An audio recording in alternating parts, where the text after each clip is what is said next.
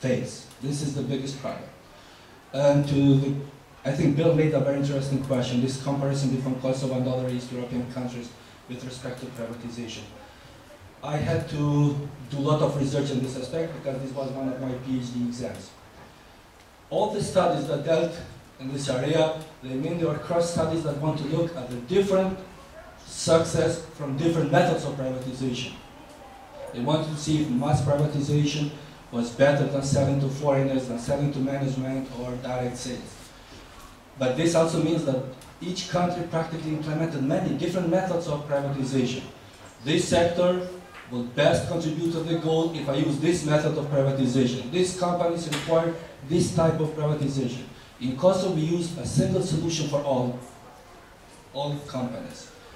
And the main goals that were overall in Eastern Europe used for privatization were two: to increase the efficiency, and second, to get as soon as possible a critical mass of private owners that have an interest in rule of law and protection of property rights, so that the possible reversal to communism becomes impossible. So none of this would apply in Kosovo.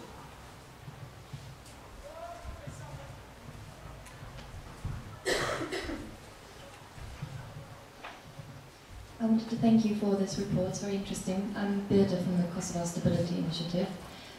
We're currently looking at privatization as well, which is why this is very interesting. I was wondering, in your report, are you looking only at the relationship between the international and the local level with regards to problems and privatization? Or are you also including the local power struggles that were going on, especially directly after the war, with regards to who would take power in the municipalities over the different SOEs and over the different stocks? Because apparently from my research, that was one of the main concerns going on at UNMIK. Very often was just a third player, basically looking as to who would win the local power struggle and then seeing what to do. Okay. To Chris, the 2 points that you had, that the first, the privatization was part of the package of reforms. I think that was true. That's what I'm saying. It was part of the package of this liberal state-building template for liberalization that includes political as well as economic liberalization. I think this economic side of this template has been overlooked somehow, and I think that that's one of the reasons why I think it's important to look at privatization and to show that it is a political template. So yes, it is definitely part of the template, and I think that there are reasons to question other parts of the template as well. So it doesn't mean that I don't think that you should question only this. I don't think that it should be separated, and I think that there are also reasons to question why, for example, the EU promotes trade liberalization in countries hoping to accede to the EU, who are becoming more protectionist of their own industries. I think there are some double standards there on several levels. So I think that there are reasons to question also other parts of this template. Different types of privatization, yeah, absolutely, that's also a debate that should have gone on, and like Besnik also emphasized, that is all. I think that it was discussed a little bit to some extent among international officials, so that is also something that should be discussed. But again, more importantly, I think that it's the fundamental of the whole process and its political character that should somehow be acknowledged when discussing this. So this is my main point. Again, this issue of alternatives, it comes up again. Like I mentioned before, I think to say that it was no alternatives, that is a political statement, and I think that there were alternatives, and I think that there still are alternatives, and I think that in any case, my most important points in the report is that it was the responsibility of the people taking charge of this field to evaluate alternatives and to undertake a comprehensive review of how the economy should be dealt with in different ways, privatization as one of different options. So that is what I'm saying, that it was their responsibility as the governance power in Kosovo to undertake such a review. Alternative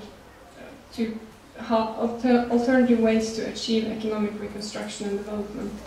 And that the final status of Kosovo was not clear at the time. In my mind, that is actually an argument against privatization, because I mean, whoever the final authorities of Kosovo would be, by privatizing you deprive these future authorities of a whole important part of the economy by selling off their property, basically, before it has been established exactly who they are and whose this property legitimately belongs to. So, in my view, that is an argument against privatization.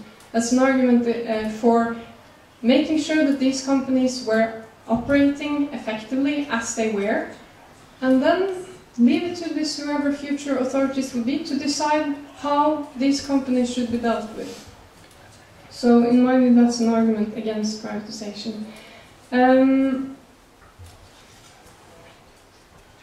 When it comes to the local power struggles, I have, I think, around 1 paragraph on that, very little. And there I refer to another report that has been done on this, because this is a report of the international leadership of privatization. It is because I look at privatization in Kosovo as an example of international state building, and I think that here the role of the internationals are most important. I also look at the international leadership of the process because they were the ones making the decisions. They were the ones that were most important. Of course, different local factors, like I already mentioned, like security concerns, like there were different local influences on different parts of the process that played a role. But this is not the main focus of the report, and I'm happy to hear that you're looking into that, because I think it's a very interesting issue and something that they should definitely research more on. So I will look forward to that report when that comes.